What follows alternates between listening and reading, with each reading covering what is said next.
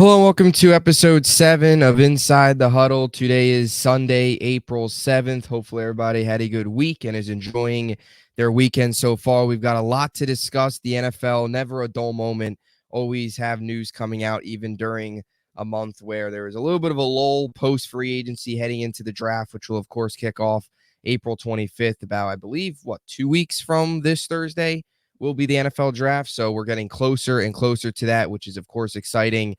And we got some breaking news that broke this week on Wednesday morning. Stefon Diggs to the Houston Texans. Of course, we'll discuss that today. DiMari, a lot to get into. Another week, another big story in the NFL. A wideout all-pro is heading to another team in the AFC. How's it going, man? I'm doing pretty good. I'm very excited for the draft coming up. We're starting to get into that, but like you just said perfectly, fairly slow news week, and then the whole Stefon Diggs things come out. I'm thinking, it's maybe April Fool jokes starting to roll around. Maybe Adam Schefter got hacked. I didn't know, but seems it was true. Stefon Diggs is now a Houston Texan, so I'm excited to get into that news and kind of see where the fate of Buffalo now stands for not only Buffalo but Josh Allen as well. So let's get to it. Yeah, it was definitely crazy. It seems like the old saying of where there's smoke, there's fire. It seems like for a while now, this has kind of been brewing with Buffalo, where there seems to be some of the off the field tension, some stuff in the locker room. It felt like him and Allen, maybe there wasn't quite that 1-2 punch, a receiver and a quarterback. There wasn't that relationship between your quarterback and your number one receiver. And especially down the stretch last year where, it wasn't much of a factor. Bills, of course, had a lot of bumps throughout the season last year, despite the winning streak towards the end, had another playoff exit at the hands of the Kansas City Chiefs once again, this time at home, which made it hurt even more. But yeah, even with all that being said, the news was still shocking. Anytime there's a major trade where a guy of Stefon Diggs' caliber gets dealt to a team like the Houston Texans, who are now loaded with talent, it's always surprising. There's always going to be a big fallout to it for both sides. So the terms of the deal is Diggs goes to Houston. Texans also get a 2024 sixth and a 2025 fifth. And this is what's crazy. We'll start with the Bills' perspective. The Bills, for a guy that has went to Buffalo, made the playoffs all 4 years, helped Josh Allen turn into a top 5 quarterback, the Bills got a 2025 second round pick in return. So they had to give up 2 draft picks and Stefon Diggs, and all they got back was a second that can't even help them this year. They have to wait till next year. That, to me, Nick Caserio and the Houston Texans fleeced Buffalo in this move. So we'll start with the Bills' perspective. What were your thoughts on what the Bills got in return for Diggs? And then, of course, the fallout here with their receiving corps. I mean, I honestly think, and we've kind of seen it before with just a few guys over the league, like no names really pop out specifically, but there's situations where there's a player, and I don't want to say Stephon Diggs is a cancer, but just how everything's kind of seemed to line up, it seems as if he was a cancer. But we have seen things of him and Josh Allen on the sideline, and cryptic messages on Twitter and those type of things. But you get in those situations with certain type of players, and the organization kind of gets to the point where it's just like, let's just send him off. Let's just, cut ties, leave it where it is. And I think that was the case for Stefon Diggs. Like you just said perfectly, over maybe the last 2-3 years, it seemed as if he was on his way out. His relationship with Josh Allen wasn't that great. To the point every offseason, I mean, we thought Stefon Diggs was getting traded to Dallas for like the last few years. So him going to Houston is quite the surprise. But I'm just thinking for Buffalo's standpoint and just the front office, the GM, and everyone, they just wanted him out. They wanted that situation done and over with.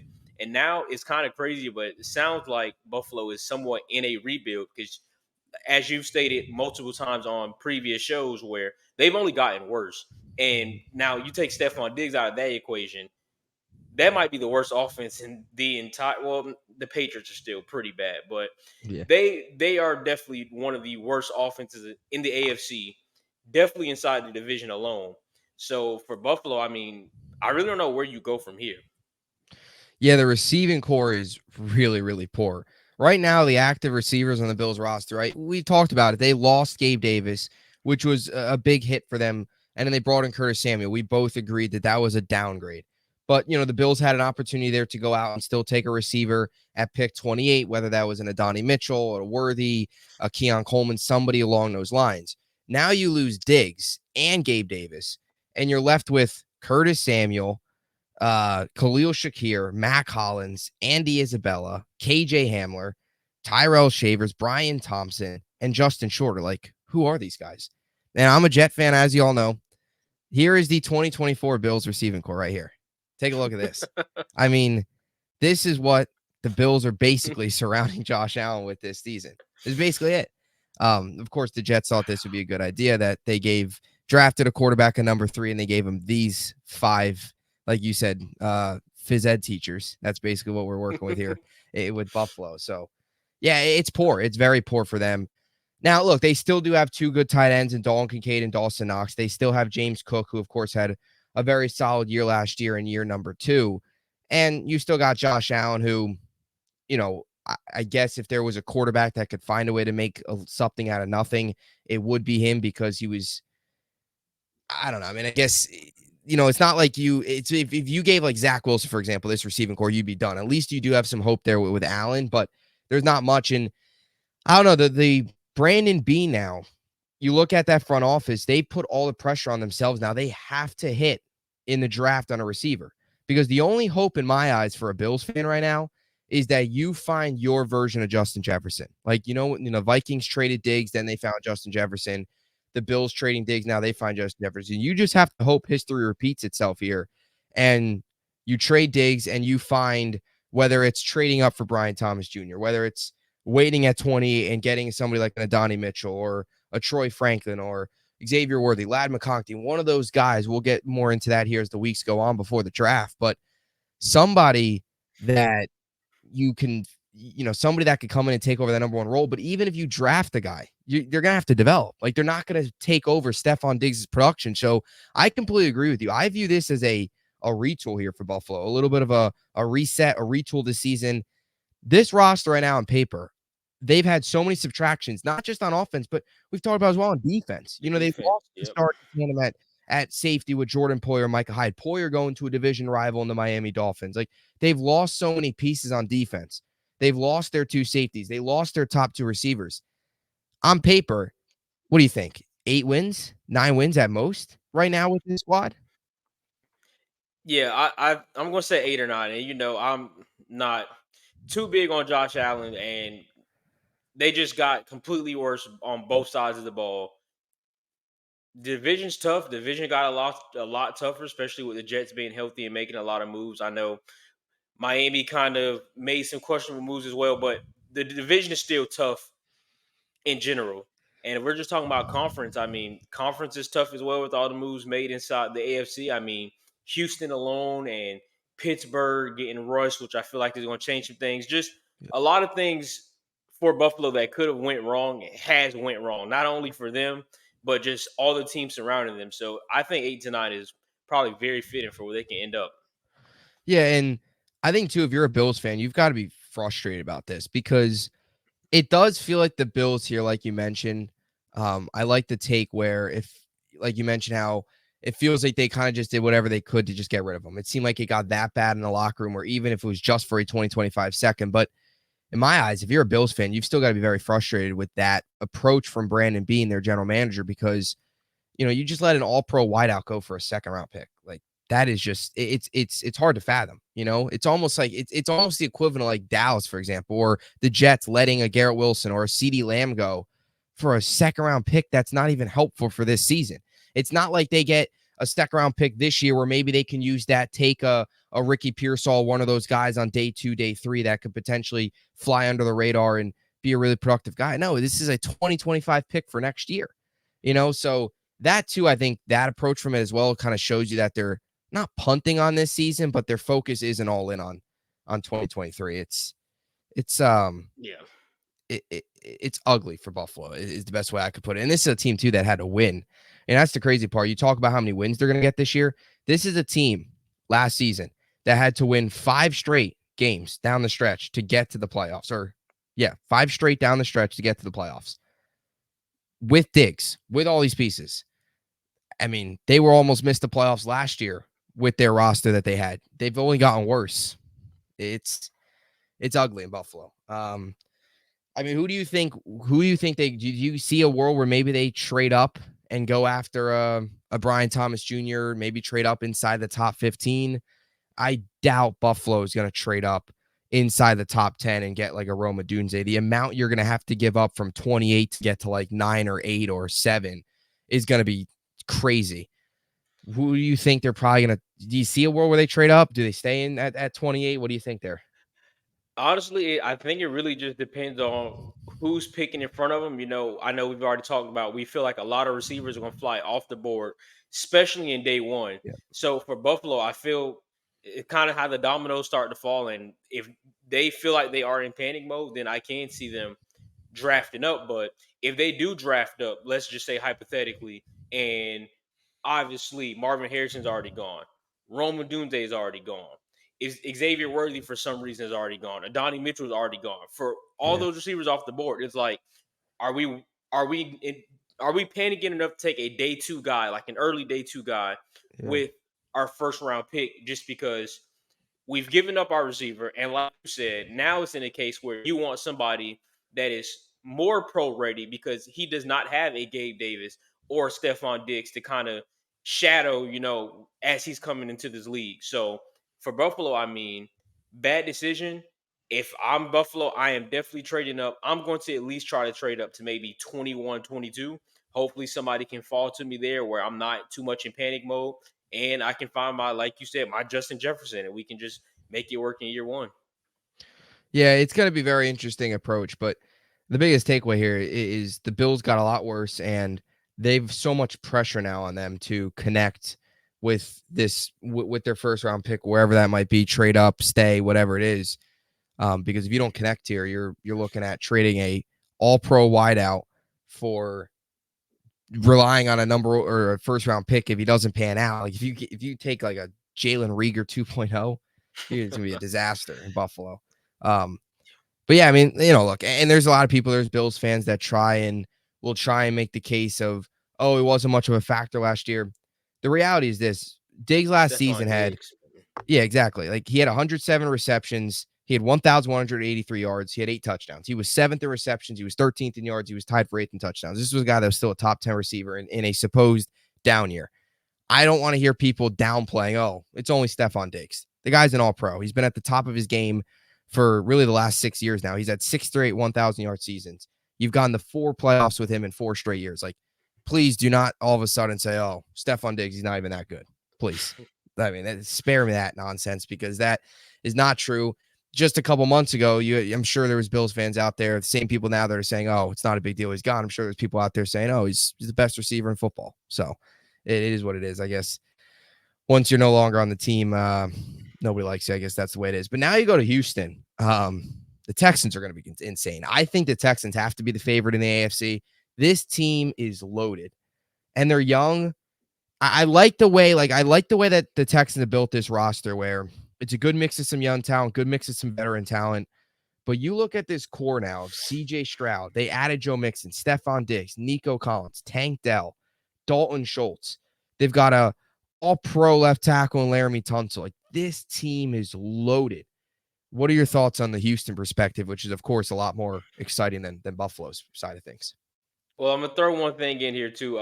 There has been some reports. I don't know how true they are, but I just seen on Twitter that there's a possibility they are looking at adding Dalvin Cook. So you throw a 1-2 punch of, Mixon and Dalvin Cook in there.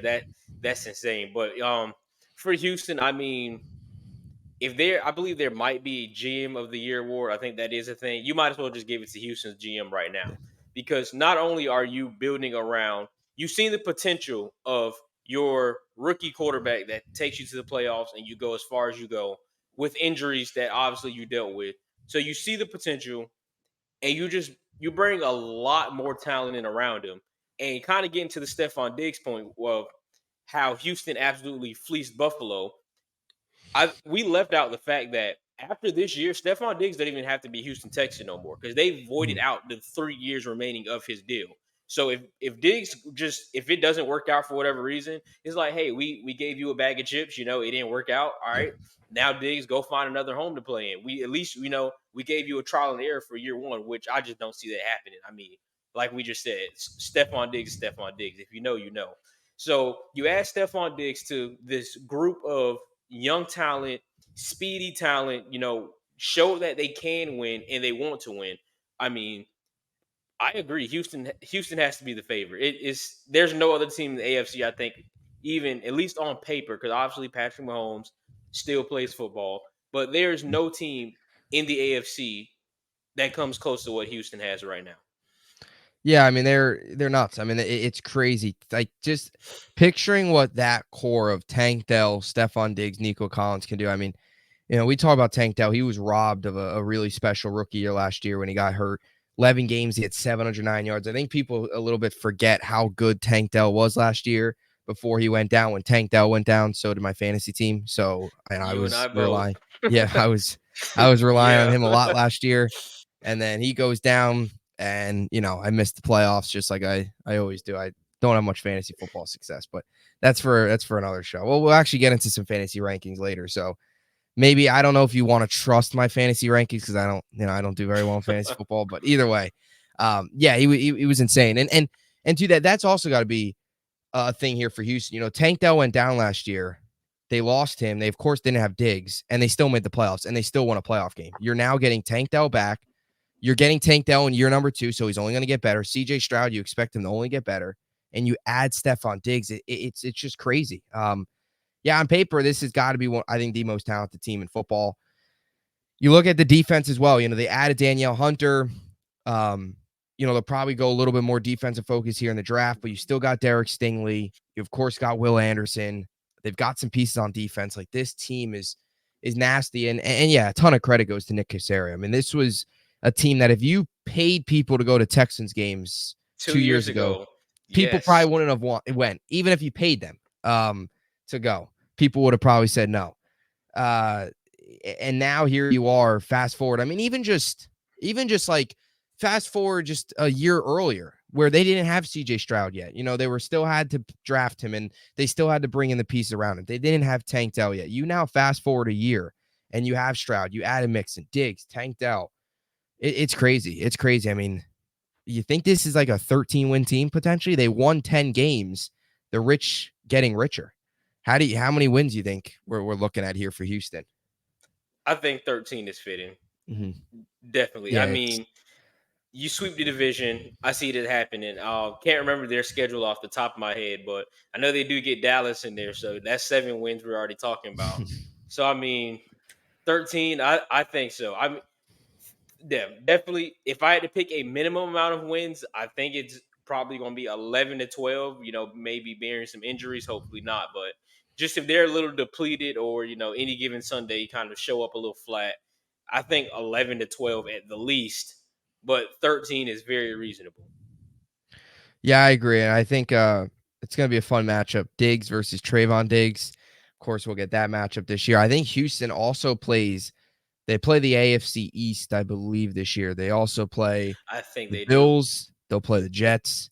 I'm The hoping that Dolphins. Jet game. I believe I want to say, I'm not sure if they're home. I think the Jets might be home for that. I have to double check, but I feel like there's a good chance you're looking at this Texans team first week prime time. Like they probably will max out in primetime games. Yes, the Jets do get the Texans at home. I would not mind a Jets Texans like Monday night game to open up the season again. I would be fully on board with that. That'd be a lot of fun. And then of course, yeah, he's got to go play. They'll play Buffalo. So you get Diggs versus former team, although I believe that's in Houston, so you won't actually get the Diggs return to Buffalo. And then of course Diggs versus Trayvon Diggs. So Houston's Well, gonna be a fun team.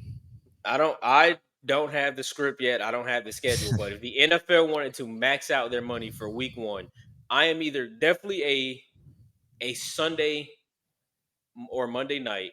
I am either going Houston Buffalo or Houston Dallas. I feel like that there maxes, the viewership. Yeah. Everyone's going to tune in to watch it. Make it happen. Yeah, that's probably best case scenario for the viewership standpoint because you get one of two things. You either get Diggs against his former team or Diggs against his brother. And of course, Dallas on primetime is always going to track viewers. What did Yes. Jerry Jones had the script there? Like, when he's writing The in a notebook? scribble that might have been it. He Might have been the he script. might know something we don't. That's probably it. Yeah.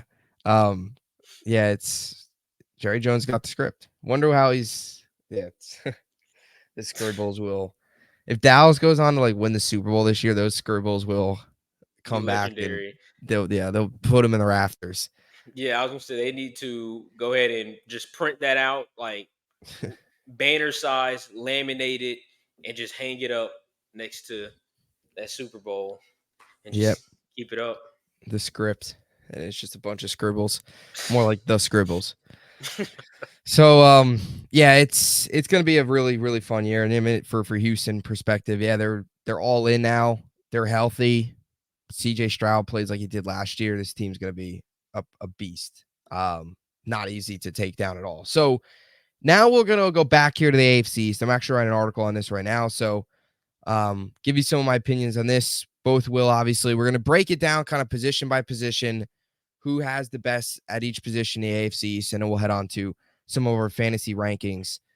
So we'll start at quarterback here. I still believe it belongs to the Buffalo Bills. Still have the best quarterback, I believe, in the division, in Josh Allen. Tua, I don't think matches him. He's obviously had a lot of success against Tua. And then Rodgers, in my eyes, still has to show he's healthy. So I'll go Bills here. What are your thoughts on that?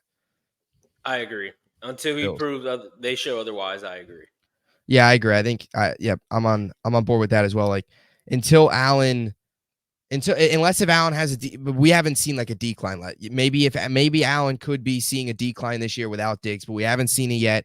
Rodgers may be healthy with this core around him of Mike Williams and Garrett Wilson and Brees, of course, whoever they draft. Maybe Rodgers steps ahead of him this year, but right now that still hasn't happened. Health's a big concern there still for the Jets and Rodgers. So Allen, I agree, is number one. Now you go to running back.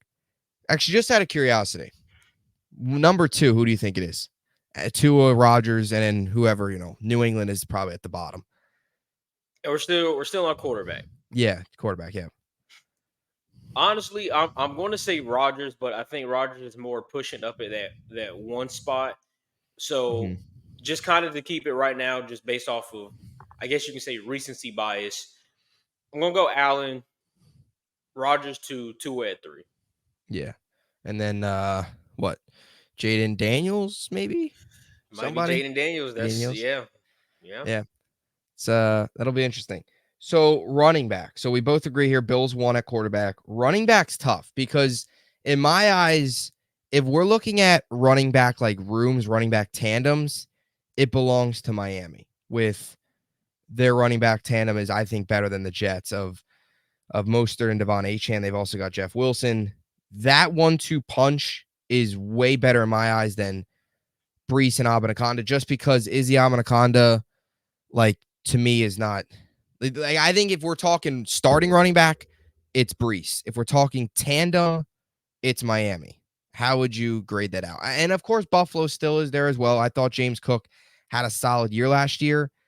I just don't know if Cook, Ty Johnson is quite the same as like Mostert and Achane. I think Achane's more explosive. I think he's just a little bit more better. I think he's just better than Cook. What do you think? I think the running back's tough. There's three really good running backs in this division. Yeah, you just took the rankings kind of right off my tongue. I thought I was going to kind of throw a curveball at you by saying Miami, which was my pick, because I agree. If we're talking about running back room as a whole, it has to Mm-hmm. be Miami. But if we're Yeah. talking about, you know, RB1 starting running back is definitely Brees. Mm-hmm. Kind of by a landslide, if you ask me. I know Yeah. Mostert, great year, broke some records for the Dolphins single season history, but Brees is definitely, the most talented, the most upside, but as just a group alone is definitely Miami. Yeah, I agree. Group, definitely Miami. I totally agree there. Alone, like you said, Brees ran for 996 yards behind really nothing. I mean, the Yeah. Jets' offense line last year couldn't stop a parked car, if we're being honest. So for him to do that was obviously very special. But yes, Achane and Mostert were one of the more electric running back duos last year. And unfortunately, Achane, of course, missed a lot of time. He was well on his way to over 1,000-yard campaign. So when they're healthy, when they're out there, they get in the end zone a lot. They're a big piece. So we'll go Dolphins there as well. Receiver, I think this is pretty obvious in my opinion, but I do want to see where you go with this one. Miami, Buffalo, New York, or whatever, whoever New England is.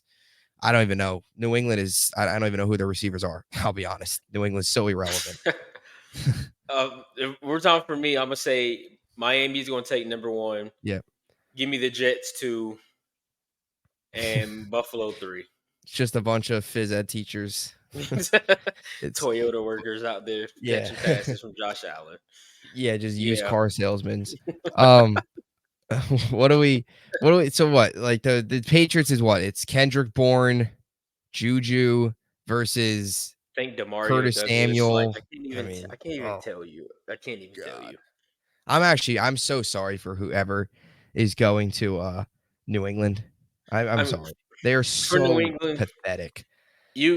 From the guys on the roster, you might as well roll out the NCAA wide receiver number 14, Yeah.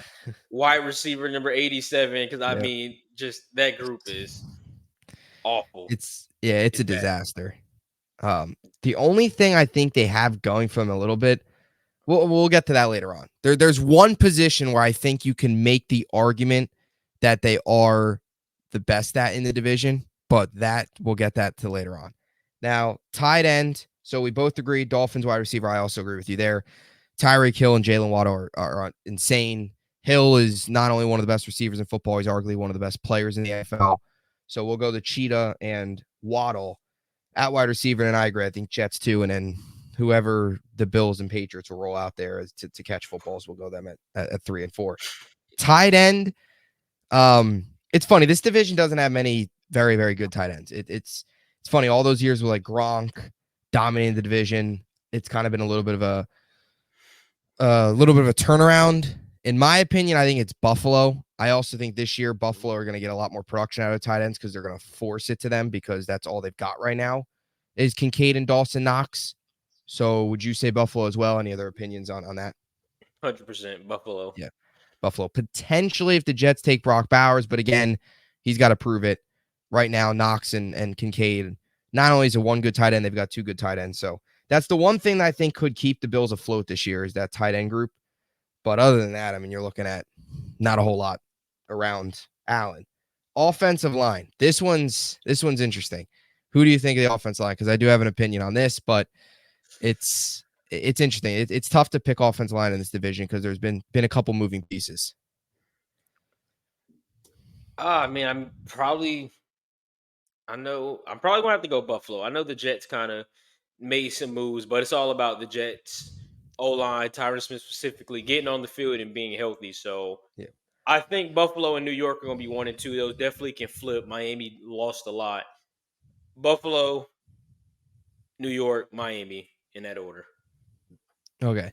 So I was thinking definitely probably Buffalo behind them. I was gonna go Jets 1, but again, the injury history, we haven't seen them yet in action. Morgan Moses, Tyron Smith, both 1-year deals. Two guys, Morgan Moses played through a torn pec. Of course, Tyron Smith hasn't played more than 14 games or whatever since 2015. I think it's been so basically a decade. And again, they still have to prove it. A lot of with the Jets is they still have to prove it. So we can go Buffalo there at offensive line. So surprisingly, the Bills actually still come away with 3 of the 5 here on offense. Now we go to the defensive side of the football. Defensive line, I think a lot of this will be dominated by the Jets, in my opinion, but I'm going to go Jets at defensive line. What are your thoughts? That's tough. Oh no. I was going to say Miami, but they lost Christian Wilkins. I'm kind of just thinking about everything else surrounding. Jets 1, Miami 2, Buffalo 3. Buffalo 3. New England 4. Yeah. New I England don't is see. just I'm kind of curious. I feel like I know what position you're talking about for New England, which is a possibility, but yeah. I think they're finishing 4 in everything, every Yeah. single thing.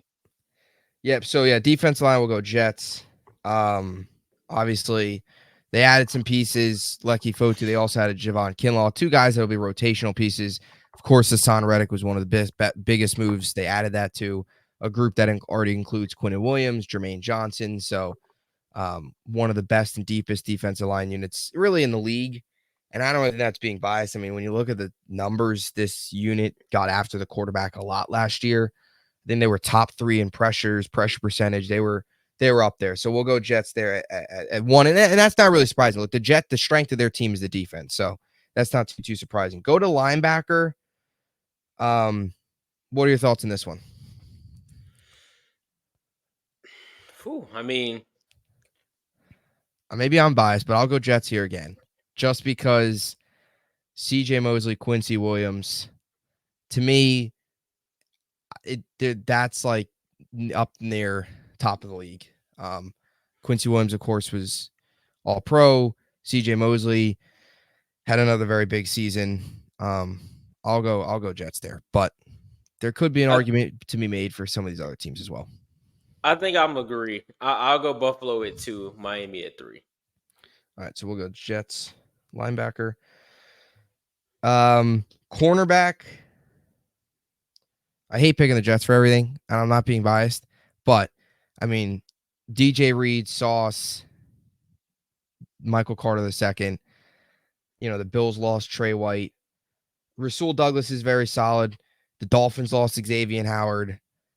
Like, to me, just the division, they lost a lot of pieces at corner. Xavier Howard and Trey White, even though Trey White struggled to stay healthy, lost some pieces. So what do you think here at corner? Are we doing corner? Or are we doing just secondary as a whole? Just corner. I know safety will be separate. All right, we're talking just corner. I'm going to agree with the Jets there at 1. So this is Oh, where, I agree. Oh, wait, what were you going to say? maybe New England at 2. I know that sounds crazy, but I think Christian Gonzalez has like a lot of upside. We didn't get to see much of Yeah, him. No. I'm going to put New England at 3. I'm going to put Miami at 2. I think Jalen Ramsey is still, one of the best. And then Buffalo's going to be that's dead true. last for me when it comes to corner. Yeah, that's true. Ramsey still up there. Solid piece. So those will be the rankings there at corners. So Jets take defensive line, linebacker, corner after not taking any in the offense. Safety, this is where I think New England has a chance. They have Jabril Peppers. They just extended Kyle Duggar. Yeah. To me, I think it's between two teams. The Jets, I'll say this. The Jets are last, I think. Potentially the Bills. I know they lost both their safeties, but the Jets just don't value safety very much. They've got Chuck Clark and Tony Adams right now. I think it's between Miami and New England. Who do you think? Because I did have my pick here, but I'm interested to see what you think here. So I might have lied and said New England won't be first in anything. I think they got safeties. First, I'm okay. going to go Miami 2, Buffalo 3, Jets at 4. Okay. So that New England, like we said, that was probably their only thing here. I just went Miami just because they added Poyer. They've already got Javon Holland. I forgot about Poyer. Kyle Duggar, of course, Jabril Peppers. Poyer, I just think, I don't know. I think Poyer's better than, I think you could make the case Duggar is better than, I think Poyer's the best out of those four. He's better than Duggar and Peppers. I think you can make the case that Duggar might be better than Holland. I don't think Peppers is better than anybody though out of that group. I think I'm going to go. I think I'm going to switch it and go Miami at 1. Dolphins. I just think Holland is better. Miami has the better duo of safeties, but I know this probably might not even make sense. They have the better duo, and I think they are both better individually than what New England has. But New England's 2 safeties are a lot closer than I guess the rest of the safety groups. But if I had all 4 of them on the board at one time, talking about Peppers, Duggar, Holland, and Poyer, I'm picking Poyer and Holland 10 out of 10. Yeah. It's definitely close. I feel like we might just have to, do like a sympathy here just for the Patriots, just because. No, they've had enough success and they deserve good it. Fortune. So they deserve the struggle bus here. So basically here we come away with Dolphins won 3 position groups. They won running back, wide receiver, and safety. The Bills won 3. They won basically everything on offense. Quarterback, tight end, offensive line. And the Jets won 3. That was D-line, linebacker, corner. So after this, while all these teams are all knotted up at 3, who do you think is the best team in the division? Who do you think has the best shot? The Jets. Jets. I'm on board Absolutely. with you there. Let's go with the Jets as well. I think with the Jets is the only thing why this list kind of, I think, shows the way it is, because the Jets is still a lot of unknowns. Still have to see what Rodgers is, 40 years old, coming off the torn Achilles. Of course, Tyron Smith, Morgan Moses, two guys that you'd like to see healthy. Mike Williams, you want to see him stay healthy. And it's just the MetLife that MetLife Stadium turf, I think, is the biggest thing that scares us, which is hopefully not too big of a deal. But yeah, that's the role there. Coaching, just add one more extension here, and then we'll go to the fantasy. Coaching, who do you think has the advantage coaching wise? Got to be the Dolphins. Dolphins with McDaniel. I agree. Yeah. I agree. Yeah, And I then think what? that's the only right McDermott. answer. Yeah. I'll say yeah. It's kind of I know you feel a little differently, but for me, it's kind of hard to just throw Solid to the sides. I mean, he's had some very unfortunate situations Yeah. since he's become the head coach. So this year's a year for him to prove it. But if we're just talking about, I guess you can say success and those type of things, I'm gonna go McDaniel, even though they seem to derail always. But he took that organization that was a laughing stock and actually made them respectable. Yeah. McDermott, Yeah. Saleh, and Mayo. Yeah, man. Yeah, Gerard Mayo's got a lot to prove. I also Yeah, think that like just in terms of X's and O's genius, McDaniel is just a schematic standpoint. He's just a genius when it comes to that stuff. So I'd also go with McDaniels there, then McDermott, and then Solid and Mayo. Mayo very well could become a great coach, but he hasn't coached a single down yet. So he's taken over a yeah. 4-13 team with a lot of work to do. That's nothing against him. That's just, you can't, new coach, you can't put him at number one in the division. So those are the rankings there. Now let's get to fantasy football. A little bit of a post free agency, still pre-draft fantasy football rankings here. Before you know it, drafts will be starting. That'll be probably more towards August. I think some people do them as early as July. I know I usually do mine towards August, late August after preseason, because I've had history of drafting guys and then they're, blowing their knees out or whatever. Yep. And then your season's cooked. So I guess you could start here. We'll go quarterback, running back, wide receiver. We'll each come up with a list. Top 3 quarterbacks entering the season as we stand right now here in April. Remember, this is just fantasy, folks. So let's leave it at that. My number one is going to be CJ Stroud. I think you have to just everything they brought over, everything that you've seen him do last year with what he have. CJ Stroud has to be number one if you're taking a quarterback off the board first. 2, it's going to be Mahomes. I mean, I don't think you can. Mahomes is Mahomes. You'll be a fool to not draft him. Mm-hmm. And 3 for me, I feel 3 kind of fluctuates, but I'm going to stick with Lamar Jackson. I mean, I know you can probably honorable mention of Joe Burrow, and some people are still believers of Josh Allen, but it's going to be Lamar for me. I think his rushing numbers which is here we go again with Lamar's a running back, but just rushing is just as important in fantasy as throwing the ball is. Yeah. So with the addition of Derrick Henry, I feel like those rushing numbers, that RPO with Lamar is going to kind of just go through the roof. So I'm thinking that's the best 3 you can get this year. Yeah, so I definitely agree there. At 3, it's interesting. I agree with you here on the first couple. Stroud 1. I would go Allen like 3. I'm gonna go Mahomes 2. I would go Allen 3, but the loss of Diggs certainly hurts. I think you can make the case actually fantasy wise, Allen sometimes is better than Mahomes when you look at fantasy. Yeah. Again, like you mentioned, this is fantasy. This isn't actually ranking the best quarterbacks in football. Difference between being really good on the field and being really good in fantasy. I'll go Stroud, Mahomes, and for me, I had a little bit of a tie at 3rd. Lamar is up there for me. I also think Anthony Richardson could take a big jump this year. Burrow, and another guy that I really like, and I might just throw him there at 3 anyway, although I kind of have a 3-way tie on my actual list, or a 4-way tie, I guess. Jordan Love, I think, is going to be a potential gem this year. Potentially. Jordan Love on the Jordan Love train? Not at all. Not on the Jordan I'm Love not train. on it. I can't. Not quite yet. PTSD flashbacks. What Not about yet, but Dak? I think he can be good. You think What Dak is would you shy away from Dak this year in fantasy drafts? I don't honestly I don't know because last year I did. I'm just like I'm not taking Dak this year, and it wasn't even for the interception sake of the previous year, but it was just you were kind of looking at no Kellen Moore. How's this team gonna look so different? Hmm. And I regret not taking Dak. I mean, I'm at a point I'm rolling a lot Deshaun Watson out there. That's all you need to know about my fantasy quarterbacks.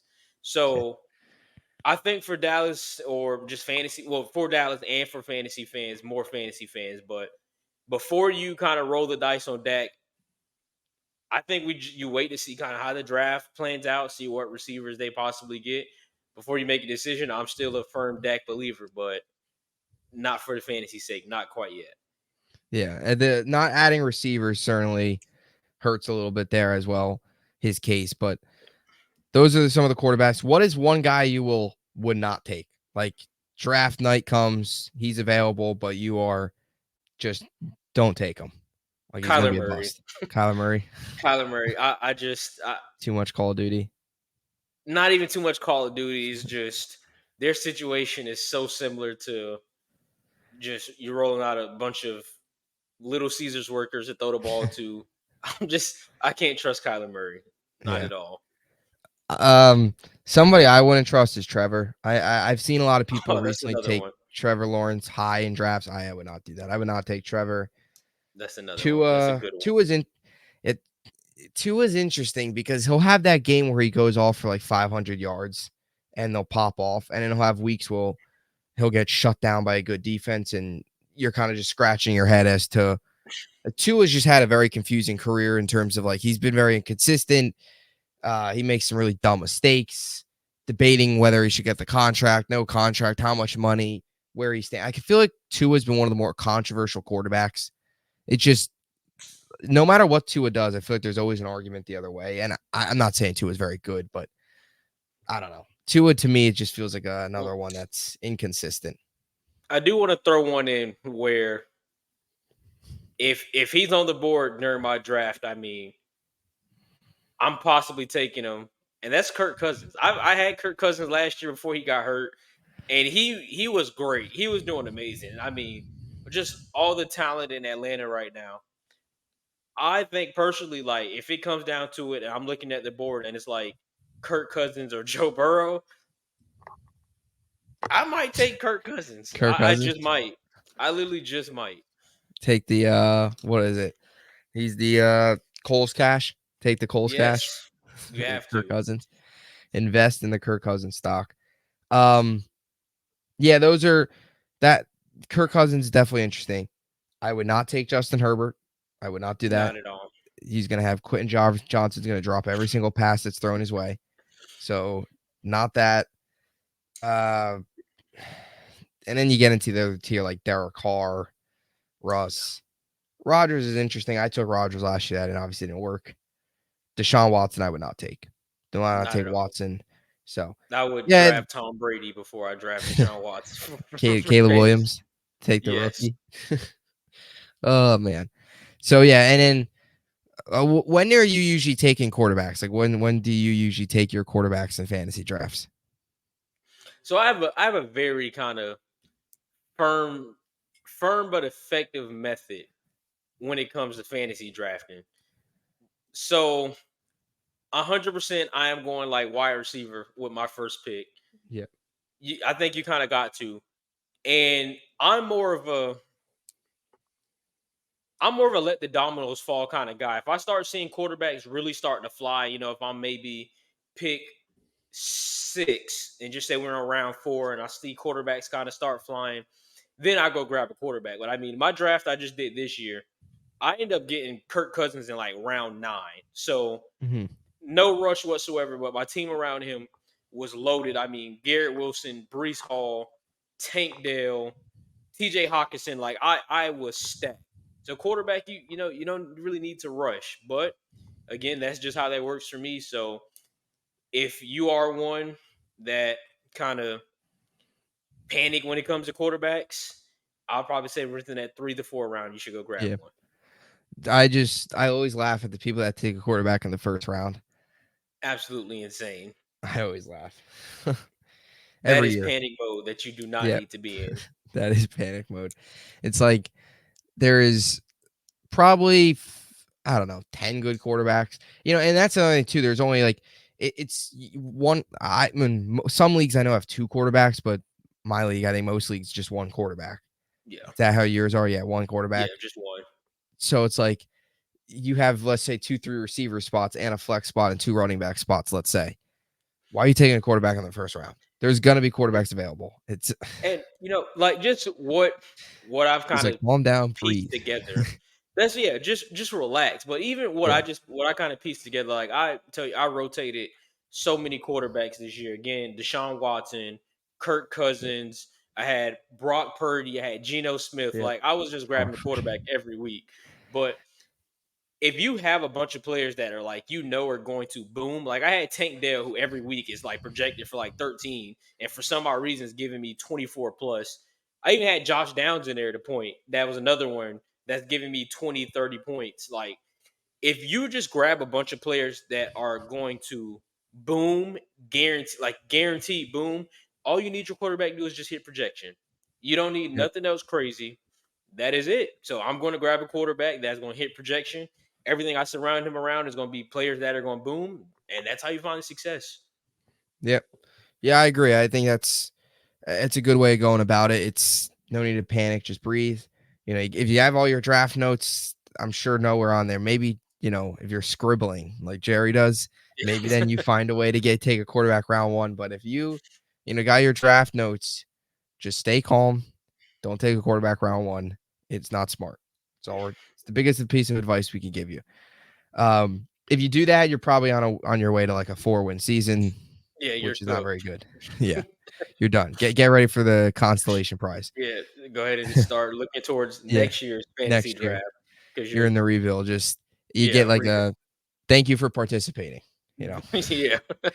So you now move to running backs. I guess I'll start here since you started last time. We rotate. It's interesting. Running backs have always been loaded. To me, number one is still CMC. I think CMC is probably a lot of times is your unanimous number one pick among a lot of leagues. Sometimes Justin Jefferson, of course, but we'll go CMC, especially for PPR leagues. Guy that can do both, coming out of the backfield as a pass catcher and, of course, as a runner. So CMC 1. I'll go Brees 2. And then I'll go Kyron Williams 3. That's my list. I really like what Kyron Williams brings. So I'm gonna go Kyron Williams. You don't like that list? No, I'm saying the list wasn't. It wasn't your. Well, the reaction wasn't your list. It was just the PTSD of looking at my fantasy lineup every week, knowing that I drafted Austin Eckler over Christian McCaffrey. Yeah. It makes my Oh, stomach turn when that's I not think good. about it. So I mean, if I'm talking about like final final roster of fantasy, my team was Brock Purdy. I'm going to skip over the running backs, My team was a but disaster. tell me about it. But I mean, Brock Purdy, if I would have had Christian McCaffrey, it would have been McCaffrey. Then receivers, I had Tank Dell and Chris Godwin. I don't know. I got to go back and look at it. But Yeah. basically, if I would have had Christian McCaffrey, like they could have just sent me the prize during the draft because my team was just that good. But I took Austin Eckler instead. But we can get into that another time. I do. I really like the list. Christian McCaffrey has to be one. Kyron Williams is a sleeper. I think I agree with that. And running backs are stacked. So if I kind of had to go with a top three, I mean McCaffrey's gonna be one, 100%. I'm gonna go Jameer Gibbs at number two. I mean, I know David Montgomery is still kind of that feature back, which I had him on my. He was a starter for me last year. He did great for me. I would draft David Montgomery again, but Jameer Gibbs is definitely gonna be number two. And number three, I mean, it's Saquon Barkley. I just don't think. I know I feel like I'm throwing out just a bunch of big names that everybody knows, but just kind of looking at situations and looking at fits, I think that is the best three you can go for. I do like Kyron Williams. I do like Brees Hall. I think those are very solid. So I don't think you really can lose this year when it comes to drafting running backs. Yeah, running backs is loaded. And of course, too, you have, I had him last year. Like Pacheco down the list. You've also got guys like Jonathan Taylor, JT, Bijan Robinson, No, yeah, I um, forgot. See, I'm forgetting names. Devon Achan, James Cook, even Kenneth Walker, of course, Derrick Henry. So you got a lot of names, and then Dave Montgomery, who's just a touchdown. I don't know if some people want to call him like a touchdown merchant, but he scores a lot, gets in the end zone a lot. But yeah, I think Kyron Williams gonna have a huge year this year, fantasy wise, and of course, just on the field wise. He's a guy that had 228 carries last year for 1,140 yards, or 1,144 yards. Was third in yards, was tied for seventh in touchdowns. I really like Kyron Williams. I think after this year, there's a chance Kyron Williams implements himself as a top 3 in the entire league. Fifth round pick, he's another one of those gems that the Rams have found. Him, Puka Nacua, all these guys that they found into the middle late rounds, day 2, day 3. Running backs, it's overwhelming picking running backs sometimes because there's so many good ones, and you only have a certain amount of spots to fill. But yeah, Saquon. See, I'm not as high on Saquon as some. I don't know. The injuries. He should be better this year with Philly just because of the fact that, Philly's a little bit just a completely different offense. They're a lot more balanced. They're a lot more talented. With the Giants, he was the main focus. Defenses were all focused on Saquon. There's going to be less focus on Saquon this year because you've got, of course, A.J. Brown, Devontae Smith. They've, of course, got Hurts who can do it with his legs. With the Giants, it was like all about Saquon. He was really their only weapon. Yep. So I could see him having a better year. The injuries just concern me a little bit. Is there anybody you would shy away from? Anybody like the quarterback perspective that you would not take in this year's draft? Nick Chubb as well. He's another one. Nick completely forgot about him. He's another one that is up there if he's healthy. We're talking about I probably would not touch whatsoever. I mean, strangely for me, I don't know why I'm feeling this way, but I think I feel like it's gonna be Aaron Jones. I don't know. I mean, you know, he he's great for PPR, definitely, but just the whole kind of situation in Minnesota. I guess this also depends on who they land as far as a quarterback. Sam I'm Darnold. just oh oh, I forgot he's supposed to be the starter. Oh man, yeah, that's gonna be my pick. I'm staying away from Aaron Jones. Not a believer in Sammy Dimes. Not That's at what we all. said earlier on in the show. Just bring this receiver core back. Jermaine Curse, uh, Andre Roberts, Rashad Matthews, Deontay Burnett, and Sharon Peak. Look at that stat line from Sharon Peak. I mean, that is, you Oh, don't get many, they don't make them well, like them anymore. Rashad Matthews was signed Tuesday. He only played 3 games with Yeah. Tennessee. So, if you really wanted to know, I mean, I'm pretty sure is this post Seattle Jermaine Curse? Yeah, This so this was this is washed like Jermaine Cursed. so that is NBA equivalent of like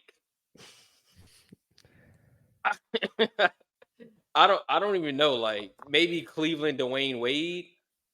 Yeah. Cleveland Dwayne Wade. Yeah, it's like I don't know who's That's bad. washed. Shaq on the Boston Celtics. Yes, Celtic Shaq, like Yep. something like that. I mean, Nuggets, DeMarcus Cousins. Like, if we're talking about levels of washed, like Yep. that's bad. That's just Yeah. pretty bad. Really bad. Um Whew, those are the okay, days, the glory days. all right. Jermaine Curse that I remember that game actually very vividly. That was the Chicago Bears game that we lost to Mitch Trubisky and company. Sorry, Um sorry about that. You got to yeah. remember that. It's all right. We got him this year. We got him this year. Oh This year is man, going to be a special season, hopefully. But yeah, that's definitely the equivalent there. So you move on to wide receivers now. We'll bounce it over to you since I went first last time. You could go first here. tough. I mean, I'm gonna say Tyreek at one. My friend who's a Dolphins fan, he took Tyreek Hill with the second pick in the draft this year, and I thought he was absolutely insane, man. It worked out. I'm gonna say Tyreek at 1, Jefferson at 2, even with Sam Darnold. And believe it or not, number 3, CeeDee Lamb. Might be a CeeDee little Lamb? biased, but CeeDee Lamb. Again, so that friend that I'm just telling you who took Tyreek at number 2, the guy behind well, not 2 picks after went CeeDee Lamb. So Tyreek and CeeDee Lamb at 4. That's how I had the option to take Christian McCaffrey at 6, took Austin Eckler. You live and you learn. I'm Yeah. never gonna get past it. But I thought those two were insane. I'm like, what? It all worked out, but I think that's a solid 3. So Tyreek, Jefferson, and Lamb. Yeah. I actually completely agree with you. I have the same 3. It's Tyreek, Jefferson, and CeeDee Lamb. The only problem with Jefferson, like you mentioned, is of course who the quarterback is. That's obviously gonna have an impact. If it's Darnold, whoever it is. So I agree there. Those are my 3. Jamar Chase is also up there. Amon-Ra St. Brown is somebody that I really like. Oh, Garrett Wilson, I love finally with Amon a Ra. yeah, same. Finally with a healthy Rodgers, hopefully Garrett Wilson could take off. Puka Nakua is another guy. You can never count Devontae Adams out. Diggs, where do you think Diggs stands?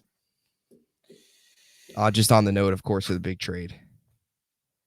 I mean, he has to be top 8. I'm if you're just Mhm. looking at already how Houston kind of came out last year with their receivers. Again, I had Tank Dell on my team, so I already know how their offense flows. Yeah. And it's just like 60-yard bomb here, 70-yard bomb here. I mean, I think Diggs is gonna be part of that. So it's gonna be that 6 to 8. Yeah. Now look, we're busting out all the stops here on today's show. Jermaine Curse, here he is. Shaq on the Celtics. Jesus, that that was Jermaine Curse. Oh Absolutely. man, that is not what you want to see. All Um, right. So I found my was this week 1? I found my pre-draft, well, my post-draft starters. Now, if I would have kept my team the way it was and took Christian McCaffrey instead, we're talking about Kirk Cousins, Christian McCaffrey instead of Eckler, Brees Hall, Garrett Wilson, Amon Ra, TJ Hawkinson, DeAndre Hopkins, the 49ers defense, and Jake Elliott. You could have just sent me the prod. That was the most stacked team. And now on the bench, we had Brandon Cooks, Deshaun Watson, David Montgomery, David Njoku, Curtis Samuel. The other two are that's solid. non. The other two is Quentin Johnson and Zach Charbonnet. Like they don't even matter. But I mean, There will be I, somebody that I, relies on Quentin Johnson to be their number one this year. I feel so bad for Chargers fans. The 6 of them that actually exist. Six for the Where's this? touchdown. Six.